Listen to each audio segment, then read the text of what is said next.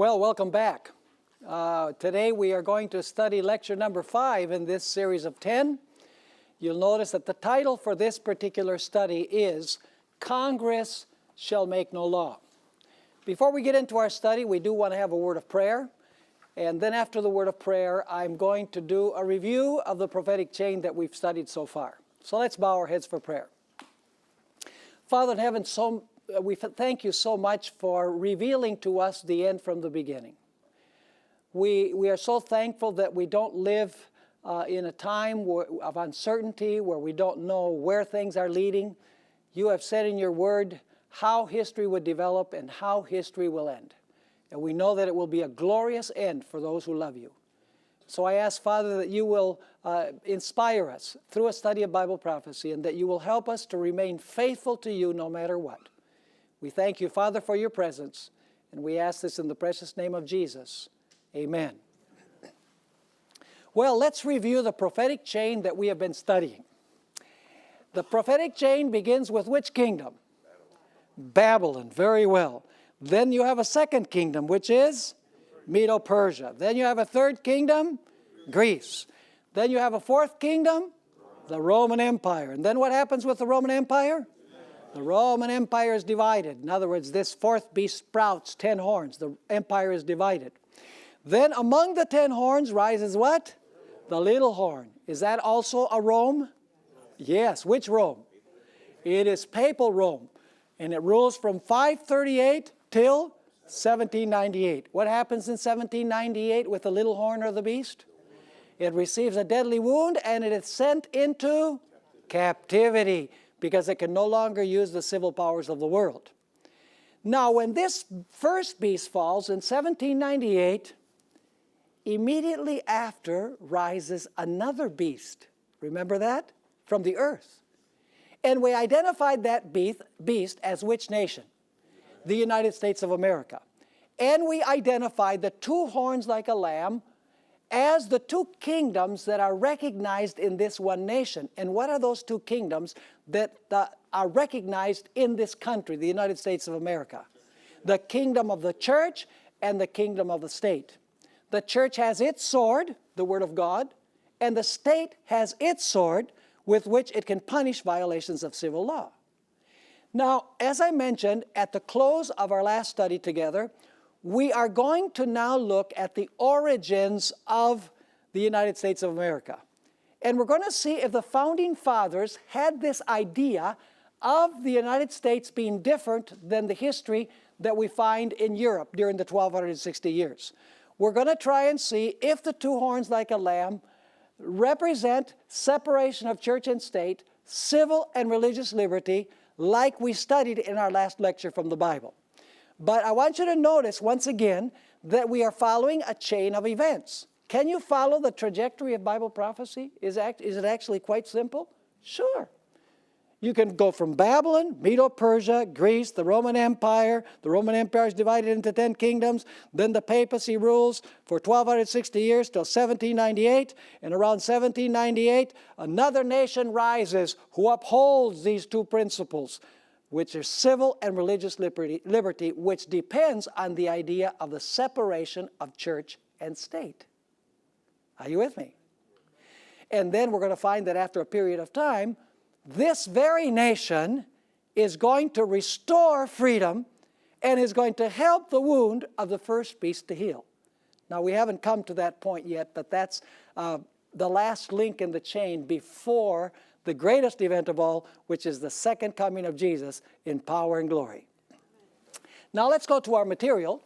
There is a syllabus for this particular series, and those who are watching the live streaming and those who will see this on YouTube and those who will get the DVDs, you want to get the syllabus as well, because you'll be able to follow along all of the quotations and so on in the syllabus. The Constitutional Fathers knew 4 things. When I talk about the Constitutional Fathers, I'm talking about the founders of the United States. People like George Washington, Thomas Jefferson, James Madison, John Adams, Benjamin Franklin, etc. They knew 4 things we know from their writings. Number 1, they knew that the apostate Jewish church had influenced the Roman state to kill Christ.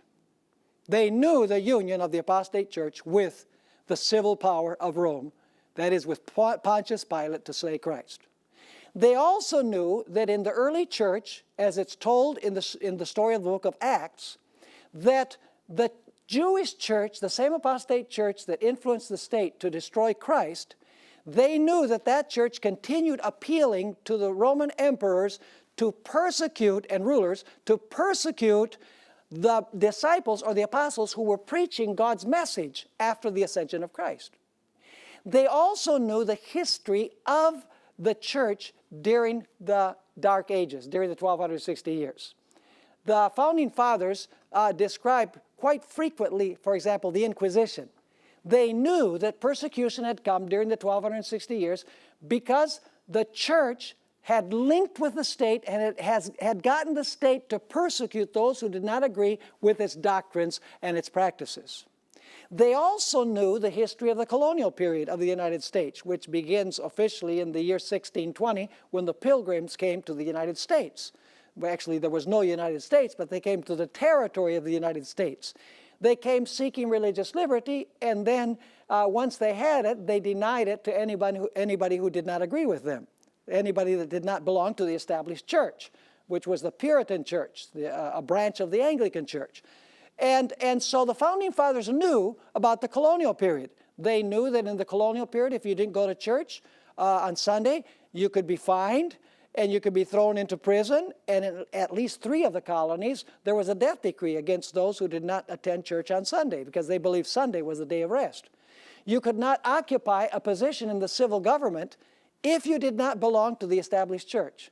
And only ministers that belonged to the established church could be remunerated for their efforts because people basically gave their tithes to the government paid the ministers. But the only ministers that were paid were the ones that belonged to the established church. So if you were not a minister of an established church, you would have to find another means of sustenance. In other words, in the colonial period, the Founding Fathers knew that there had been a union of church and state, and the result had been persecution against those who were not in harmony with this arrangement. So we need to understand the founding documents of the United States within this historical context. The United States was not established in a vacuum. In other words, it doesn't simply appear with its principles on the scene all of a sudden. It is a reaction to the colonial period, the 1260 years, and the persecution against the apostles and Christ by uniting church and state. We have to understand that historical context in order to comprehend the style of government that was established in the United States by the Founding Fathers. And so it was that in 1776, the Declaration of Independence of the United States was signed.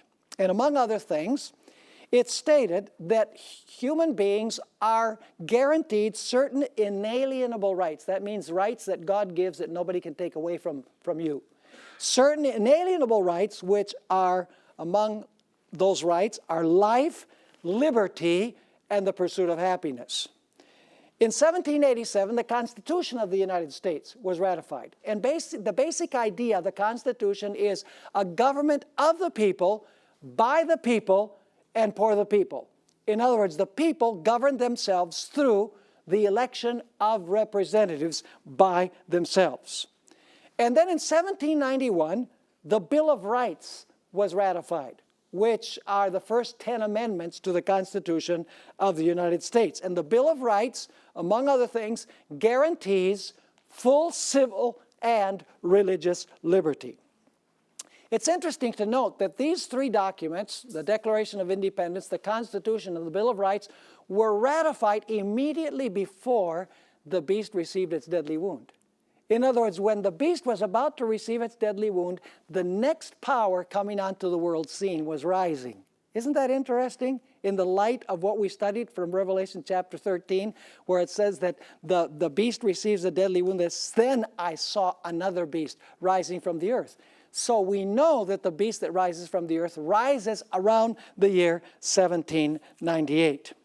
Now, in this new nation, there was a basic idea, and that is that there are 2 legitimate kingdoms that could exist in the United States of America. One was the church, and the other one was the state. The church would have its spiritual sword, which is the Bible. And the state would have the civil sword with which it could punish violations of civil law. These two principles upon which this nation was established are called republicanism, and that has nothing to do with the Republican Party, by the way.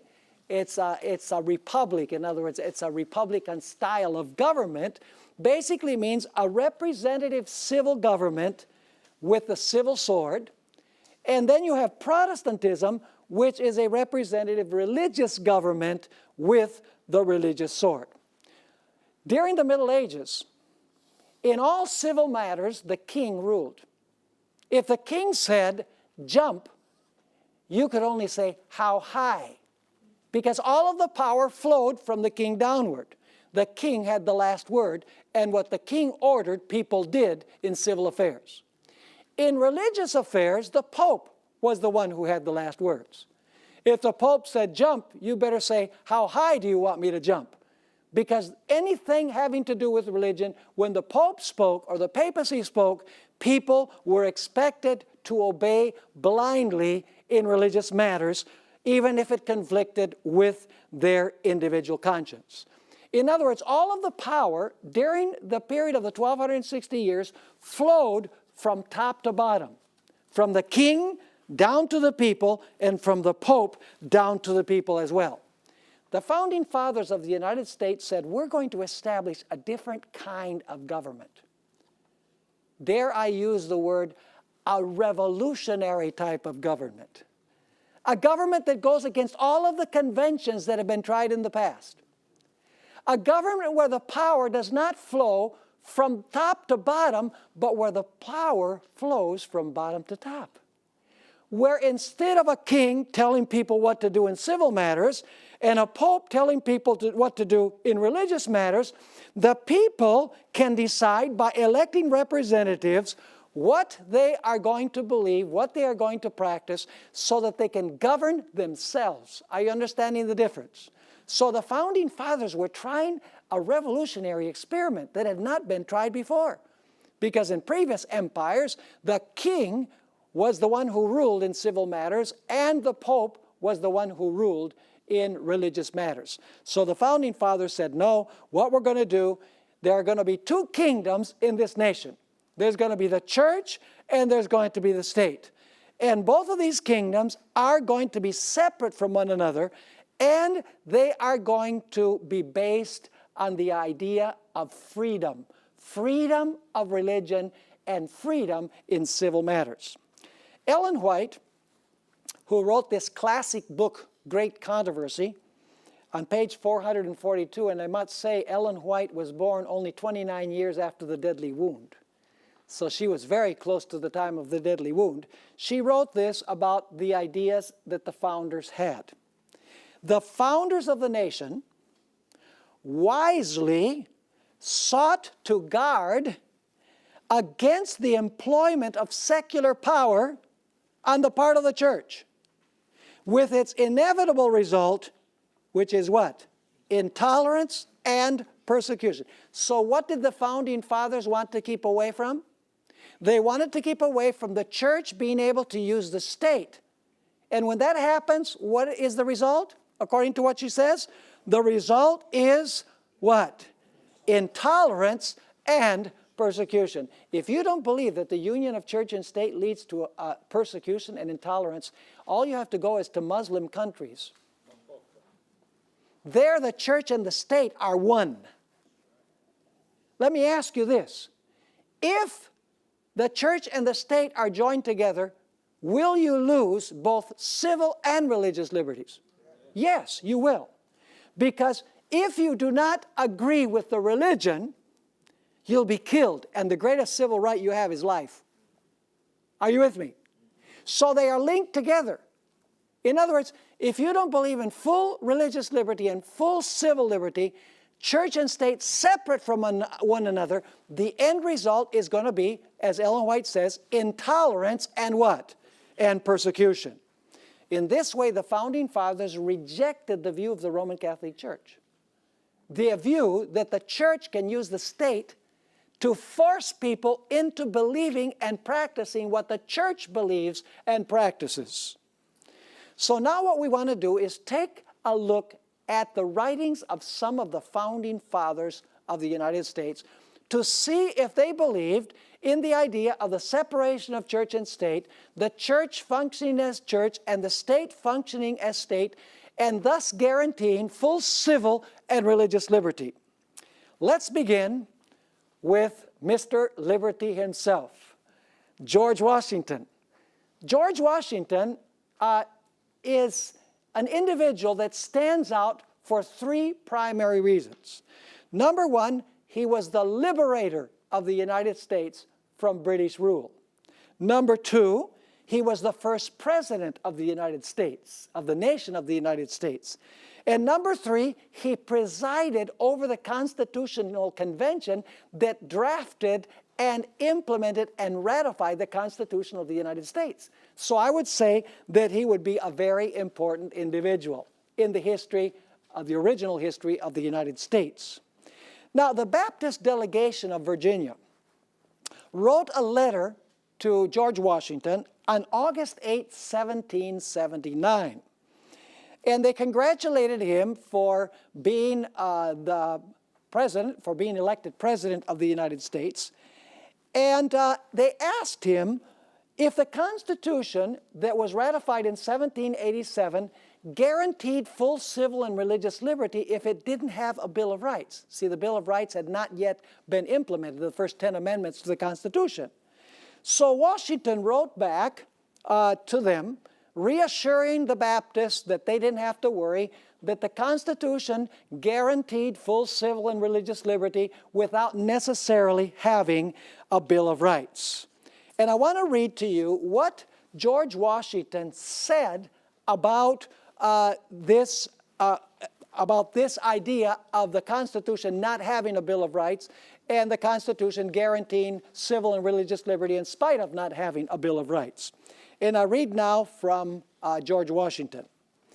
He stated this: if I could have entertained the slightest apprehension that the Constitution framed by the convention where I had the honor to preside might possibly endanger the religious rights of any ecclesiastical society, certainly I would never have placed my signature on it. And if I could now conceive that the general government is the federal government, that's the way they called it back then. So, and if I could now conceive that the general government might ever be so administered as to render the liberty of conscience insecure, I beg you will be persuaded that no one would be more zealous than myself to establish effectual barriers against the horrors of spiritual tyranny and every species of religious persecution. For you, doubtless remember, I have often expressed my sentiments that any man conducting himself as a good citizen, what kingdom does that have to do with? The civil power. Conducting himself as a good citizen and being accountable to God alone for his religious opinion, what kingdom does that have to do with? The religious kingdom or the church kingdom. Ought to be what? Protected in worshiping the deity according to the dictates of his own conscience. Did George Washington believe that there were two kingdoms? He most certainly did. Did he believe that you could be a good citizen and also you should be protected in your religious liberty? Absolutely. Now let's notice what Benjamin Franklin had to say. And I'm just choosing a sprinkling of the writings of the founding fathers of the United States. There are many more that I could read. In fact, I have a syllabus that is available from Secrets Unsealed where I have about 15 pages of quotations from the founding fathers. I've only chosen a few of them. Benjamin Franklin had a sense of humor. He wrote this: when religion is good, I conceive that it will support itself. And when it does not support itself, and God does not take care to support it, so that its professors are obliged to call for the help of the civil powers, 'tis a sign I apprehend of it being a bad one. Are you understanding what he's saying? He's saying that the church should not appeal to the power of the what? Of the state. Is this separation of church and state? Did Benjamin Franklin believe in the separation of church and state? Now you say, were the founding fathers inimical to religion? Were they enemies of religion? No. They said the only thing that the federal government can do is protect everyone's right to practice their religion without state interference. That's the only thing that the federal government can do with regards to religion, is protect everyone's right to practice their religion freely without the intervention of the civil power. Now let's notice what Thomas Jefferson had to say. I've been to the Jefferson Memorial many times in Washington, D.C. It's one of my favorite places to visit. It's this great big mausoleum-type structure with white marble. And some of the famous sayings of Thomas Jefferson are written on the walls in the white marble. And one day I sat down and I wrote with my own hand one of those quotations. So the quotation I'm going to read now, I did not get out of a book. I sat down and I wrote it myself there at the Jefferson Memorial. I want you to notice what he said about religion and the civil power. Almighty God hath created the mind free. All attempts to influence it by temporal punishment or burdens are a departure from the plan of the holy author of our religion. Does he already believe in the separation of church and state there? Yes. He says yes. You can't, the secular power cannot, by punishment or burdens, get people to follow a certain belief. That's a departure of God's plan, is what he's saying. He continues writing, no man shall be compelled to frequent or support any religious worship or ministry, or shall otherwise suffer on account of his religious opinions or belief. But all men shall be free to profess and by argument to maintain their opinions in matter of religion. I know but one code of morality for men, whether acting singly or collectively. Did Thomas Jefferson believe that the civil power had no right to impose burdens or punishments on people because of their religious convictions? Yes. So did he believe in the separation of church and state? He most certainly did. Jefferson also wrote the following, and this is almost a humorous statement that he made. The legitimate powers of government extend to such acts only as are injurious to others. Does the state have the right to punish someone who steals from somebody else? Does it have a right to punish someone who kills somebody else? Does it have a right to punish someone who ruins the reputation of somebody else? Does it have a right to punish children who abuse their parents? Yes, those are acts that a civil government can punish. But notice what he says. The legitimate powers of government extend to such acts only as are injurious to others. And then he says this. It does me no injury for my neighbor to say that there are 20 gods or no gods. It neither picks my pocket nor breaks my leg. Are you understanding what he's saying? Now, he also wrote in 1782, it is error alone which needs the support of government. Truth can stand by itself. Did he believe in the separation of truth, religious truth, and government? He most certainly did. He also understood the dangers of the clergy getting involved in the political system. Notice these next two statements that we find here. He says, the clergy, by getting themselves established by law, see they're involved in the political system, and engrafted into the machine of government, have been a very formidable engine against the civil and religious rights of man. Did Thomas Jefferson understand the dangers of uniting church and state? You better believe he did. He says, you can see it, that when a priesthood gets involved, engrafted into the government, the result is a loss of civil and religious liberties. He also said this, and this is very interesting. History, I believe, furnishes no example of a priest-ridden people maintaining a free civil government. Isn't that a powerful statement? One more statement. This was in 1814. He said, in every country and in every age, the priest has been hostile to liberty. He is always in alliance with the despot, abetting his abuses in return for protection to his own. Thomas Jefferson knew very well what happened when the church was able to use the state. And he said, in this country, it will not be that way. We are going to establish a different government where the civil government governs in civil matters and the church deals with religious matters, and every man and woman are free to worship God according to the dictates of their own conscience. Now, the Danbury Baptist Association of Connecticut wrote President Thomas Jefferson on October 7, 1801, to complain that their rights were being infringed by their state legislature, their religious rights.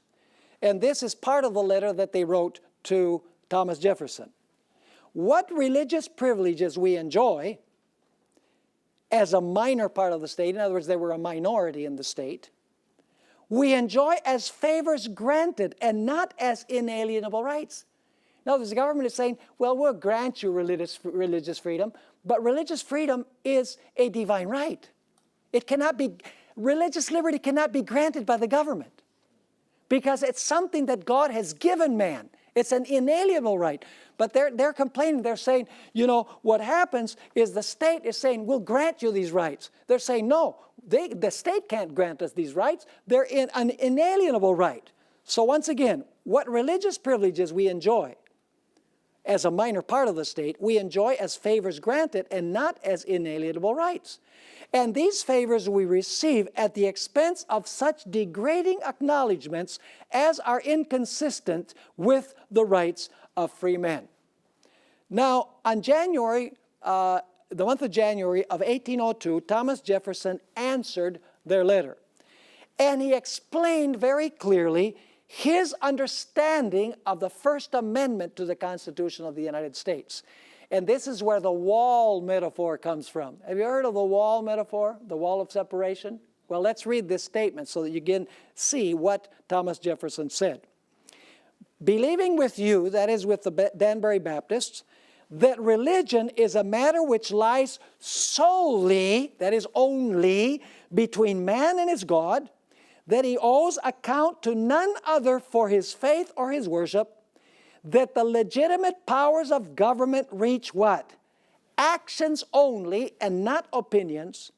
I contemplate with sovereign reverence that act of the whole American people which declared that the legislature should make no law respecting an establishment of religion or prohibiting the free exercise thereof. And then he explains, by the way, he's quoting the First Amendment. Then he says, thus building what? A wall of separation between church and state. Did Thomas Jefferson believe that the church should function as church and the state as state separately? He most certainly did. All of the founding fathers believed this. And that's why I've dedicated this whole lecture to show that the two horns like a lamb are corroborated by the history, the original history of the United States. Now, let's talk a little bit about James Madison. James Madison is called the father of the Constitution. He's the brains behind the Constitution, in other words. Let's read a few statements from James Madison. He wrote this: there is not a shadow of right in the general government, remember it's the federal government, the general government to intermeddle with religion. Did he believe that the federal government could get involved in religion? No, no, no. He says there's not a shadow of right in the general government to intermeddle with religion. Its least interference with it, that is with religion, would be a most flagrant usurpation. I can appeal to my uniform conduct on this subject that I have warmly supported religious freedom. Did he believe in the separation of church and state? He most certainly did. In 1822, this is very interesting because the United States was established in 1776, 1787, 1791. This is about 30-some years after the experiment had been tried. And so James Madison now writes about lessons that the United States is teaching the world. Notice what he wrote. We are teaching the world the great truth that governments do better without kings and nobles than with them. In other words, a republic is a better idea, is what he's saying, than a monarchy. And then he says, the merit will be doubled by the other lesson that religion flourishes in greater purity without than with the aid of government. Isn't that a telling statement? So interesting. Sometimes I ask people, to how many kingdoms do you belong?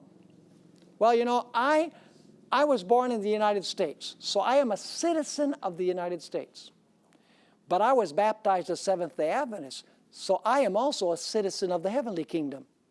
I live in one nation, but I'm a citizen of two kingdoms in the United States, each separate from the other.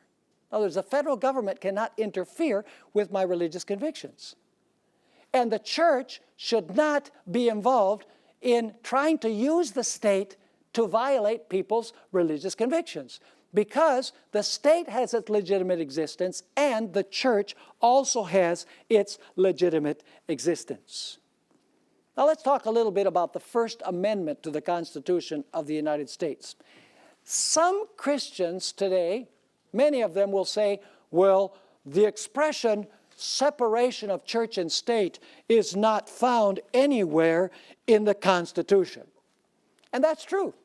If you're looking for the phrase separation of church and state in the Constitution, you're not going to find it because it's not there. But the concept of the separation of church and state is in the Constitution, in the First Amendment to the Constitution, in fact.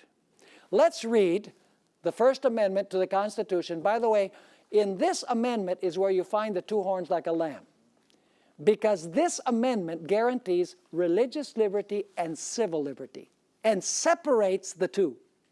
Let's notice the First Amendment. Congress. What does Congress do? It writes the laws, right? Congress shall make no law. Now, what part of no law don't you understand? Congress shall make no law respecting an establishment of religion. Notice that doesn't say that Congress can't make a law that establishes a church above other churches, or that establishes one religion above another religion. That's the way many Christians today are interpreting. They're saying, well, the Founding Fathers, when they say that Congress shall not make, Congress shall not make any law that establishes religion, they were really meaning that the United States could not establish one church above another or one religion above another, but the federal government can benefit all churches alike. That's the argument. But the fact is that the word religion does not have a definite article. It doesn't say church, it says religion. It doesn't say a religion, it says religion. Are you following me? So it says, Congress shall make no law respecting an establishment of religion or prohibiting the what? The free exercise thereof. What does this mean? It means that Congress can't make any law that establishes any religious observance. And it means that it cannot make any law that forbids you from practicing your religion. It cannot establish any religious observance, and it cannot forbid you from practicing freely your religion. And you say, well, what's the difference?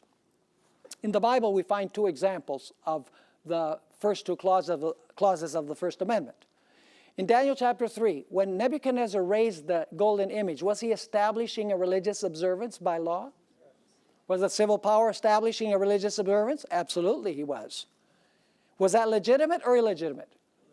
It was illegitimate. The civil power cannot enforce religion, cannot establish religion. What came as a result of establishing religion? Persecution, right?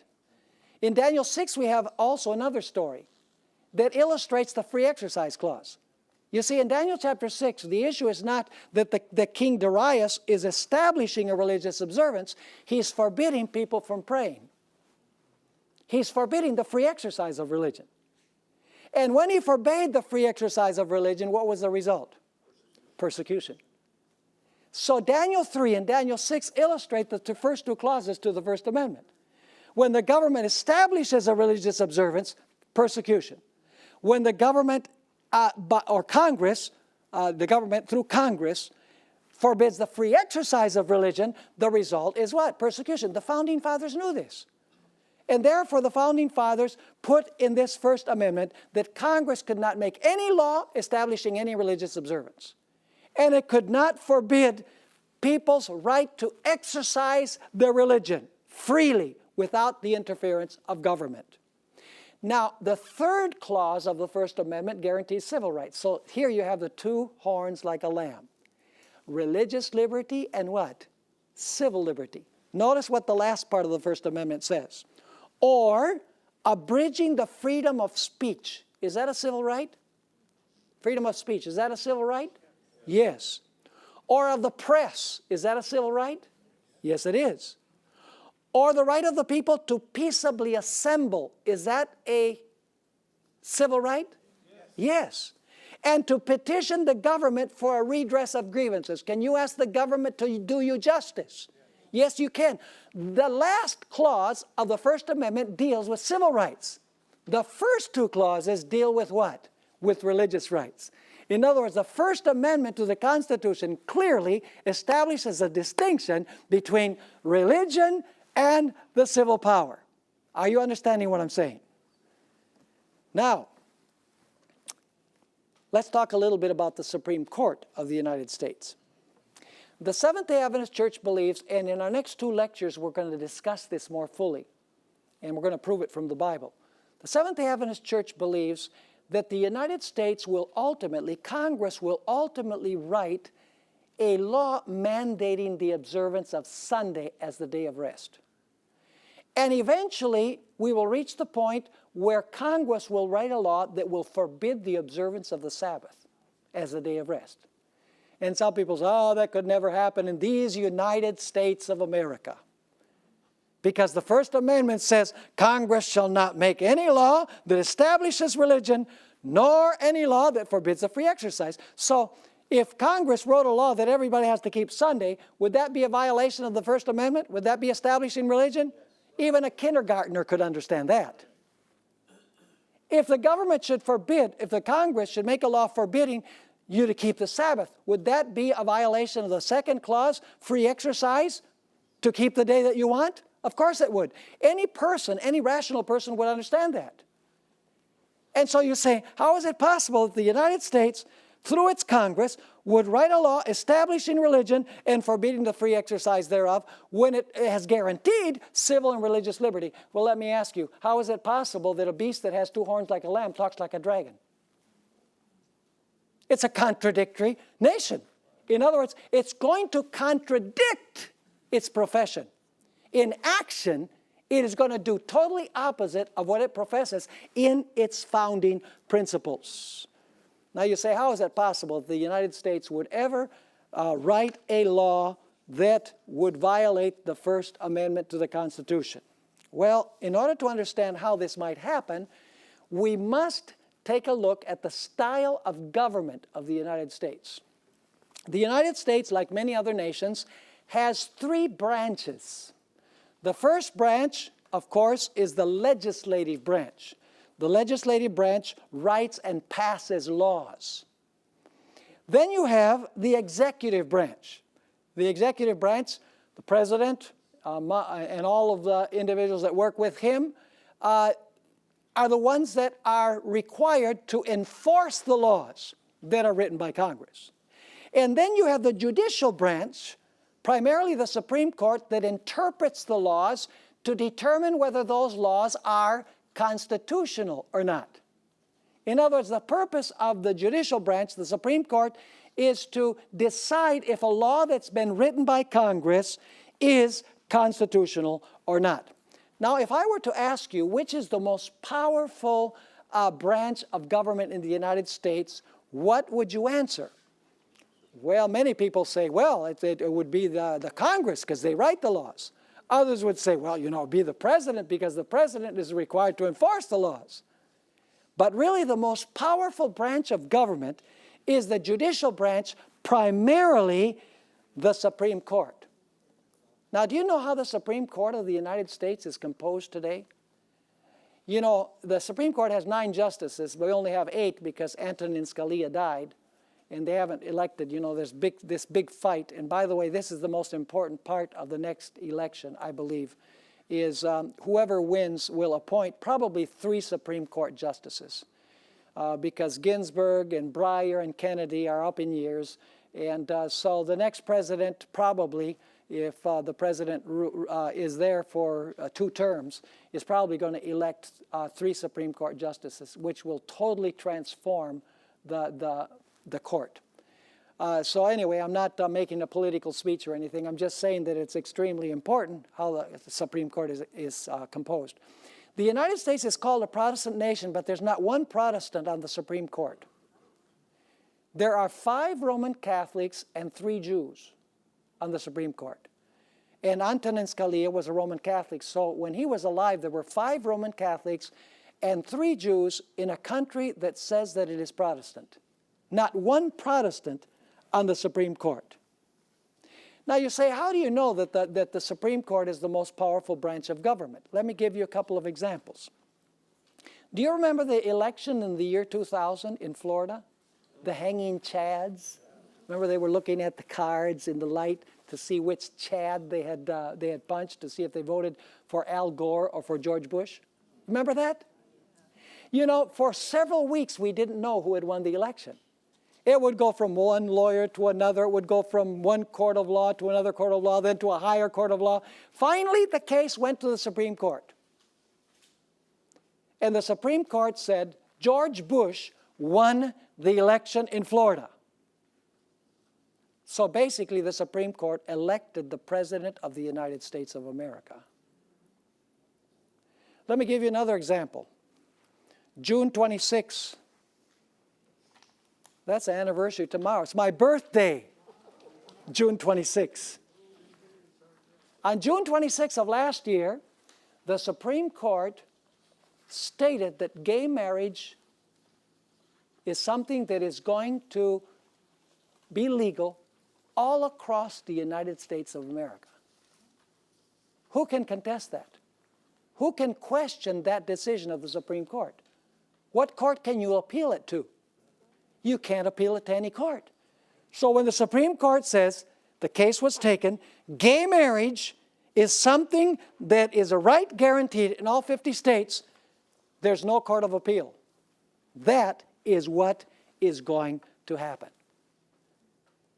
So let me ask you this. If the Supreme Court is willing to redefine marriage, contrary to the Bible definition, you don't think that the Supreme Court would be willing to redefine the day of worship? Of course it would. It will be in a time of national emergency. It'll be a time of great difficulty. And you know, there are trying times that are going to come to this country, folks. People don't have the foggiest idea what is going to happen. There's going to be an economic meltdown. There's going to be more terrorist attacks. There's going to be more so-called natural disasters. And it's not due to climate change and all of these reasons that are being given. The fact is that God is withdrawing His Spirit from this country. Because this country has said, we don't want God. We don't want His Word. We don't want you in our life, is what this country has said. And so God says, you don't want me? I'm not going to force myself on you. And He removes Himself from those who have rejected and said that they don't want Him in their lives. And human beings can be very cruel when they're devoid of the Spirit of God. And of course, after the close of probation, Ellen White describes this world. She says that there's a scene of strife such as no pen can picture. Can you imagine what the world is going to be like with Satan in total control of the finally impenitent? He won't be in control of God's people, but he will be in control of all of the wicked in the world. We haven't seen anything yet compared to what is coming. And the world, even the Protestant world, you know, they say, well, it's the Muslims and it's the terrorists and, you know, they blame everything. It's climate change. And they applaud the Pope. They say, wow, the Pope, he's got it straight, you know. We need to emphasize the poor, and we need to emphasize the family, and we need to emphasize climate change. He's got it right. And they don't realize that the reason why everything is going downhill is because God is withdrawing His Spirit from the earth. He's releasing the winds of strife. That's what's really happening in this nation. This nation, if it was to return to God, it would have to return to what God says in His Word. Now, I'm not talking against people. You know, if people want to live a gay lifestyle, you know, I believe the government should give them that civil liberty. But the government does not have any right to redefine marriage, because the Bible defines marriage as between a man and a woman. If gay people want to have civil unions, and I think they should get tax breaks, just like people who are married. But God has defined marriage as between a man and a woman. And how is it that man or the Supreme Court would redefine marriage? And you don't think that the United States, through its Congress, would also be able to redefine the meaning of God's day of worship? You say, well, Pastor Bohr, how is that possible?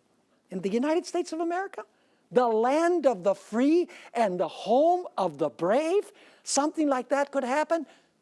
Listen, the beast of Revelation 13, it says it has two horns like a lamb, but it speaks like a dragon. Listen carefully. It doesn't say that the two horns are broken and then it speaks like a dragon. It speaks like a dragon while it still has the two horns. In other words, this nation is not going to get rid of the First Amendment to the Constitution. It's going to say we still uphold the First Amendment. But what is going to happen is that unconstitutional laws will be declared constitutional. Are you with me? And that's why we need to defend the Constitution of the United States as it was given originally. The Founding Fathers believed in the separation of church and state. They believed that the civil power could not make any law having to do with religion, either enforcing any religious observance or forbidding the right of people to practice their religion. Am I making myself clear? Now let me talk to you here about John Adams and the Treaty of Tripoli. You say, what is that? The Treaty of Tripoli? What in the world could that mean? Well, on June 10, 1797, 1 year before the deadly wound, actually less than a year before the deadly wound, John Adams signed into law what is known as the Treaty of Tripoli. And I'm going to read only the one line that we find in this treaty, which is significant to our discussion. The government of the United States is not in any sense founded upon the Christian religion. The government of the United States is not what? In any sense founded upon the Christian religion. This Treaty of Tripoli has really bothered a lot of evangelicals and conservative Protestants in the United States, because they want to say that the foundation of the United States is a Judeo-Christian foundation. But the fact is, the Founding Fathers knew that if the United States was founded on the Christian religion, that would be unconstitutional, because it would be establishing religion. Would it not? It would be establishing religion to say that the United States is established upon the Christian religion. They knew that. Incidentally, this treaty in May of 1797, right before John Adams signed it into law, it was read before the Senate. A written copy was given to every senator. It was approved unanimously by the Senate without one dissenting vote. It was published in the great newspapers of Philadelphia and New York. Those were the big cities back then. There was not a whimper of protest from anyone, no letter from anyone protesting. What do you mean the United States is not founded on the Christian religion? The fact is that the United States was a nation composed by a majority of Christians. But it is not a Christian nation. It's not founded on Christianity, because if it was founded on Christianity, that would be unconstitutional, because the government cannot establish any religion. Are you with me or not? So the founding fathers knew what they were doing. Ellen White, who was born only 29 years after the deadly wound, wrote in 1888 about the secret of the power and prosperity of the United States of America. Listen to what she wrote. Among the Christian exiles who first fled to America and sought an asylum, why did they come here? An asylum from what? From royal oppression. That has to do with the king, right? They were fleeing the style of government that had kings. And priestly intolerance. Was there also intolerance on the part of the church? Absolutely, because the church had a pope, see? So they were fleeing from the idea of having a king in civil matters and a pope in religious matters. She says, were many who determined to establish a government upon the broad foundation of what? Civil and religious liberty. Their views found place in the Declaration of Independence, which sets forth the great truth that all men are created equal and endowed with the inalienable right to life, liberty, and the pursuit of happiness. And the Constitution guarantees to the people the right of self-government, providing that representatives elected by the popular vote shall enact laws and administer the laws. Freedom of religious faith, First Amendment, right? Freedom of religious faith was also granted, in every man being permitted to worship God according to the dictates of his conscience. Republicanism, which is basically a state without a king, and Protestantism, a church without a pope, became the fundamental principles of the nation. And now notice this ominous statement. These principles are the secret of its power and prosperity. Have you ever read those statements where Ellen White says that when the Sunday law is proposed, that will lead to national apostasy, and national apostasy will lead to national ruin? That's what she's describing.